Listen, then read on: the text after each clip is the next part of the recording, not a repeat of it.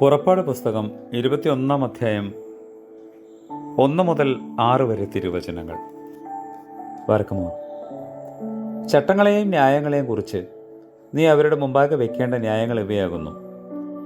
ഒരു യൂതനെ നീ അടിമയായി വാങ്ങിച്ചാൽ 6 വർഷം അവൻ നിന്നെ സേവിക്കുകയും 7-ാം വർഷം നിന്റെ അടുക്കൽ നിന്ന് അവൻ സ്വതന്ത്രനായി പോകുകയും ചെയ്യട്ടെ. അവൻ ഏകനായി അകത്തു വന്നുവെങ്കിൽ ഏകനായി പുറപ്പെട്ടു പോകട്ടെ.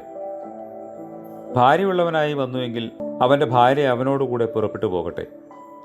അവൻ്റെ ഉടമസ്ഥൻ അവന് ഭാര്യയെ കൊടുക്കുകയും അവൾ അവന് പുത്രന്മാരെയോ പുത്രിമാരെയോ പ്രസവിക്കുകയും ചെയ്തുവെങ്കിൽ ആ സ്ത്രീയും അവളുടെ മക്കളും ഉടമസ്ഥൻ്റെ വകയായിരിക്കണം. അവൻ ഒറ്റയ്ക്ക് പുറപ്പെട്ടു പോകണം.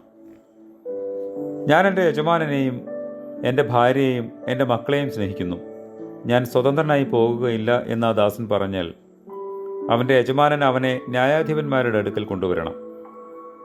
അവനെ കതകിൻ്റെയോ കട്ടിളപ്പടിയുടെയോ അരികെ കൊണ്ടുവന്നിട്ട് യജമാനൻ സൂചി കൊണ്ട് അവൻ്റെ കാതു കുത്തി തുളയ്ക്കണം. പിന്നെ എക്കാലവും അവൻ അവൻ്റെ അടിമയായിരിക്കണം. കർത്താവായ യേശു മിശിഹ, ഞങ്ങളോട് കരുണയുണ്ടാകണമേ. നിന്റെ അടുക്കൽ സത്യമുള്ള അനുതാപവും നിന്റെ സന്നിധിയിൽ സത്യമുള്ള താഴ്മയും ഞങ്ങൾക്ക് നൽകണമേ. ആമേൻ.